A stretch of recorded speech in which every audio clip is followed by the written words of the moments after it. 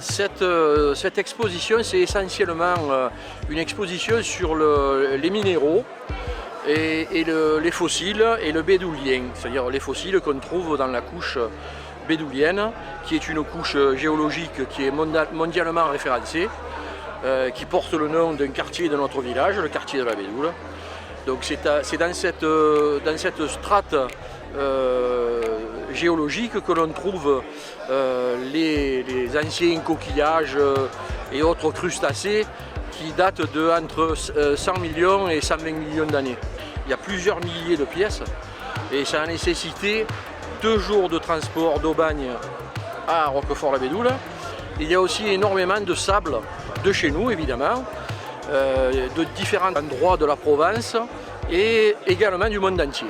L'exposition qu'on fait aujourd'hui, c'est une suite logique de l'exposition qu'on a fait le 19 décembre 2022, où on parlait du sable verrier et de tout ce qui se trouvait autour de ce sable, quoi, les industries, les personnes, etc. Cette exposition, elle est ouverte aujourd'hui, donc là c'est un peu tard. Elle est ouverte jeudi, vendredi et samedi, parce qu'on n'a pas pu avoir le dimanche, de 9h du matin.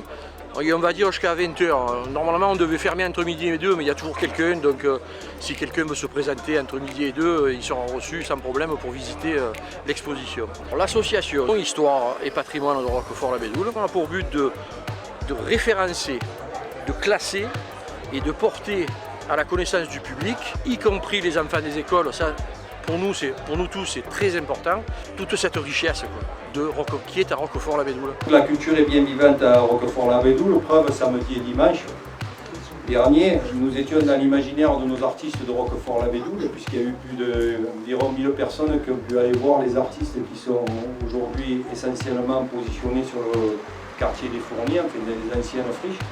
Et ça a marché très fort, parce que je vois que Mme Tanguy était là et que son fils est un artiste de renom maintenant. Chez nous aujourd'hui, vous savez, notre patrimoine c'est la pierre, le sable verrier, et la chaux et les ciments. C'est ça notre histoire de notre commune. Chaque commune a son histoire, nous on a celle-là. Ces pierres, ça a été le développement économique de notre village, puisque notre village c'est essentiellement construit autour de la pierre. On n'avait pas de pétrole, on a fait ce qu'on a pu, mais on a quand même les cimenteries, la chaux et le ciment, ça a été quand même une révolution industrielle grâce à des personnes comme la famille de Villeneuve qui ont mis au point certaines choses que peut-être beaucoup d'entre vous ne savent pas. Mais si le ciment aujourd'hui existe en poudre, c'est parce que ça a été inventé à Roquefort-la-Bédoule. Aujourd'hui, nous découvrons toute la merveille de notre patrimoine géologique, puisque Roquefort-la-Bédoule, ça a quand même une chance d'avoir un patrimoine géologique fort. Et le plus fort d'entre tous, c'est quand même les enfants. Aujourd'hui, et entre aujourd'hui et demain, 300 enfants seront venus visiter l'exposition. Et ça, c'est quand même fantastique. Hein, Madame l'institutrice, on a beaucoup de pas.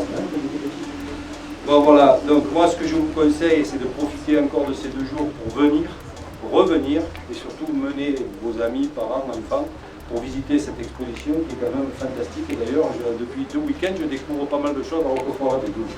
Donc vous voyez, on voit, hein, c'est un sens.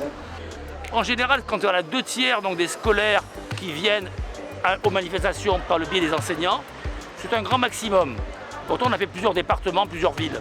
Là, à la Bédoule, on n'a pas eu 100% d'adhésion, 120% d'adhésion. C'est-à-dire que tous les scolaires de la Bédoule sont venus avec leurs enseignants, mais en plus des écoles maternelles qui n'étaient pas prévues au programme.